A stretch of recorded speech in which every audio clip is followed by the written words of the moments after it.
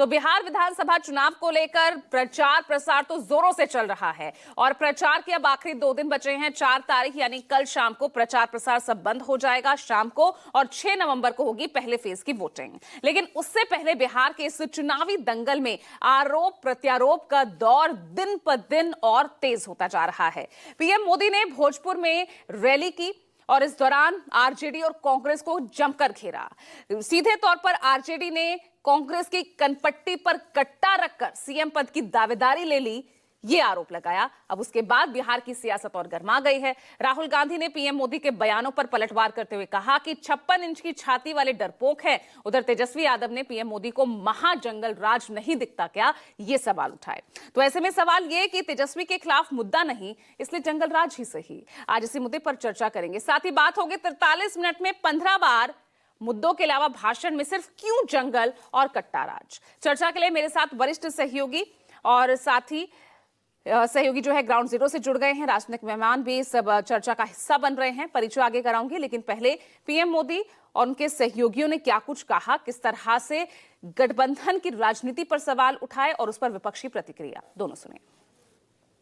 कांग्रेस और आरजेडी में घमासान मचा हुआ है। कांग्रेस कभी नहीं चाहती थी कि सीएम पद पर आरजेडी के नेता का नाम तय हो। आरजेडी ने कांग्रेस की कनपट्टी पर कट्टा रखकर सीएम पद चोरी कर लिया, घोषणा करवा के रहे, फिर जबरदस्ती कांग्रेस से सीएम उम्मीदवार को समर्थन की घोषणा कराई गई, कट्टा रख करके। आजकल कहा जाता है कि नीतीश जी की सरकार है, कहा जाता है, मगर आपको क्या लगता है? आपको लगता है कि नीतीश जी सरकार चलाते हैं?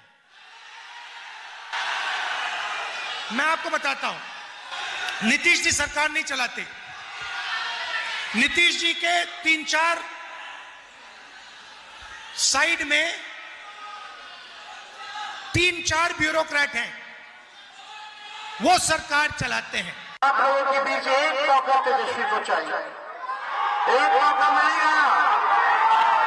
एनडीए को 20 साल मिला, तेजस्वी को 20 महीना नहीं मिल सकता है। दीजिएगा 20 महीना, 20 महीना अगर आप लोग दीजिएगा, जो 20 साल में एनडीए की सरकार ने किया, तेजस्वी उसको 20 महीने में करके दिखाने का काम करेगा। पहले भी जो काम हमने किया, तेजस्वी की असल लड़ाई गरीबी से है, बेरोजगारी से है, पलायन से है। तेजस्वी की असली लड़ाई अपराधियों से है और भ्रष्टाचारियों से है। और आप जानते हैं, हम लोगों को जब से मौका मिला है 24 नवंबर 2005 से हम लोगों ने सब काम किया है। लेकिन हम लोगों के पहले जो सरकार थी वो क्या हाल था जी, बहुत ही बुरा हाल था। लोग शाम के बाद घर से बाहर नहीं निकलते थे। समाज में कितना विवाद था, कितना हिंदू मुस्लिम झगड़ा होता था। पढ़ाई का क्या हाल था, बहुत कम बच्चे पढ़ते थे, बिजली बहुत कम जगह थी। ये पहले वाले का ये हाल कुछ नहीं किया था। और उसके बाद जो हम लोगों की सरकार आई तो हम लोगों ने सबके हित में शुरू से ही बिहार के विकास में काम करते रहे।